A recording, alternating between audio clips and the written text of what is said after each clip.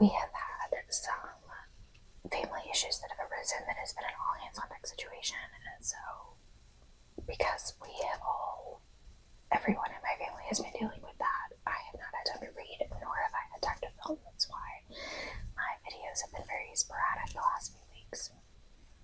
But I do have a massive book haul video to show you. I did do a lot of book shopping in the month of March.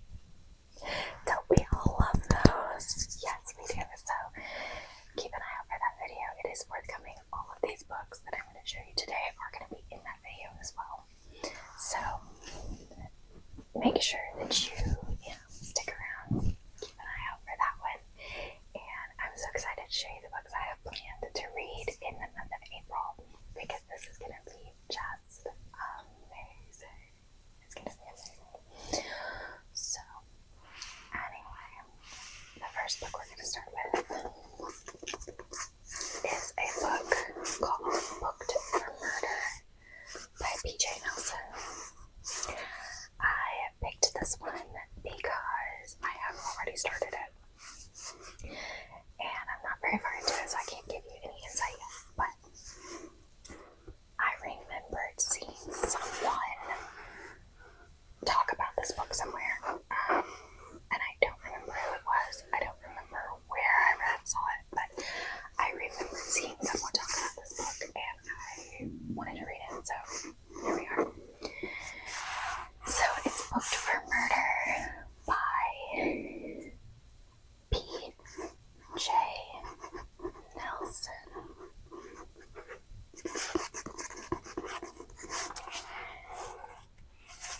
So it says, Madeline Brinley is at loose ends when she gets word that her beloved, eccentric Aunt Rose passed, and in her will, she's left Madeline her equally eccentric bookstore. The old Juniper Bookshop is housed in an old Victorian mansion in the small college town of Enigma, Georgia. But when Madeline arrives in her beat-up Fiat, the gazebo in the backyard is set ablaze, and a late-night caller threatens to burn the whole store down if she doesn't leave immediately. Madeline Brinley is not one to be intimidated.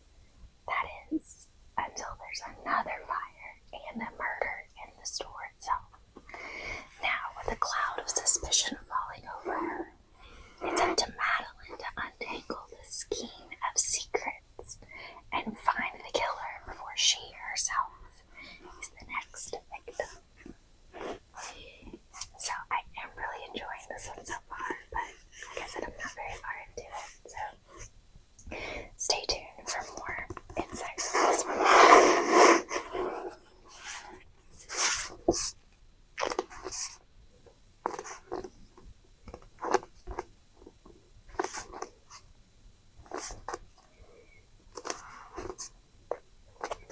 Okay.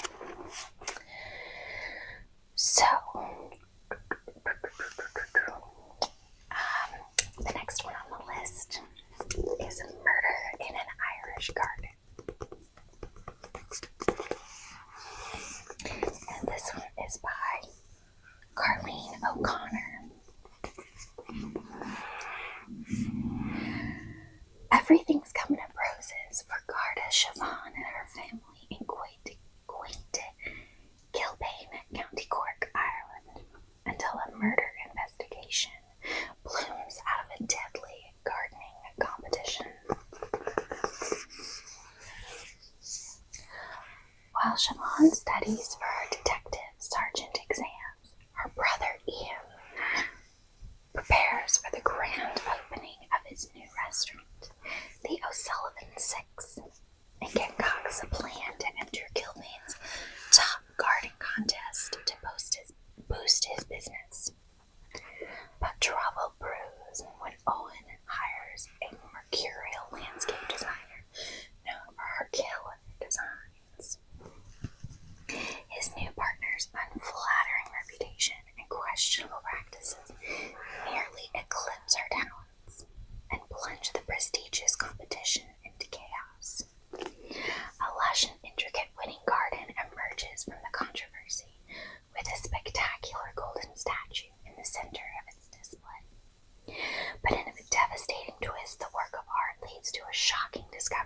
bold and brutal work of murder. As local gossip buzzes and a list of suspects grow, it's up to quick-witted Siobhan and her husband, Magdera, to suss out the guilty culprit's identity before the competition buries another victim. This one just seemed so intriguing, so I'm going to read it next. Not gonna lie, you're gonna notice a little bit of a pattern in some of these books.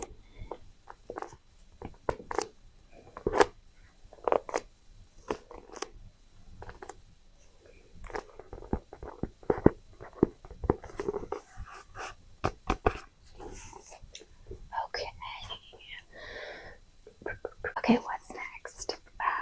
Next we have A Dance in Donegal by Jennifer Dybel.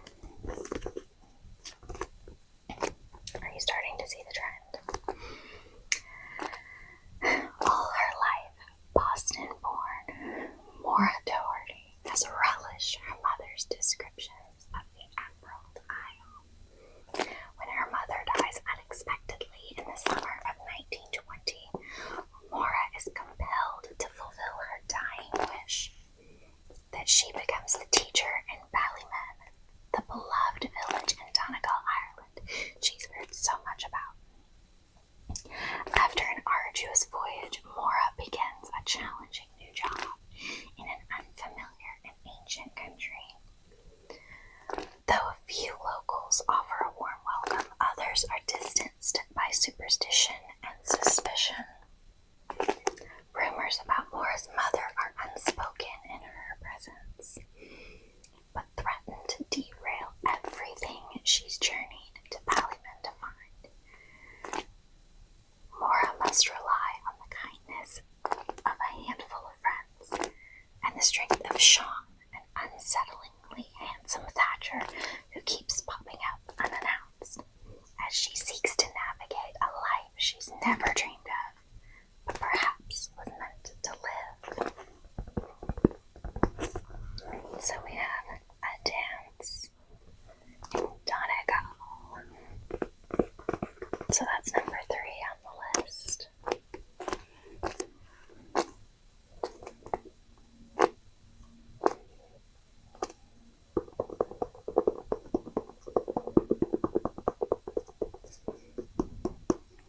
Okay. And then, also on the list, the last one is The Cloverton Charade by Sarah E. Ladd. A long-held family feud reignites when two rival antiquities brokers arrive at the same house party in Regency, England. Olivia Brannan knows her goals are unconventional.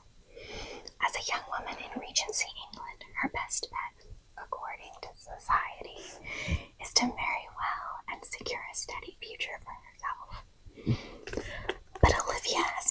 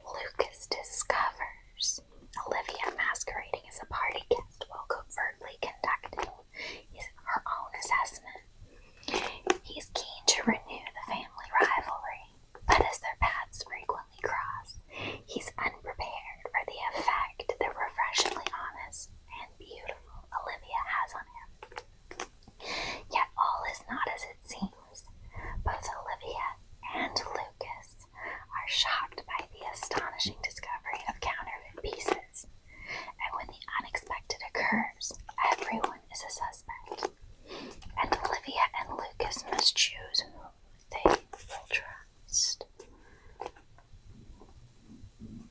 So this is the Clover Charade by Sarah E. Ladd. It kind of reminded me a little bit of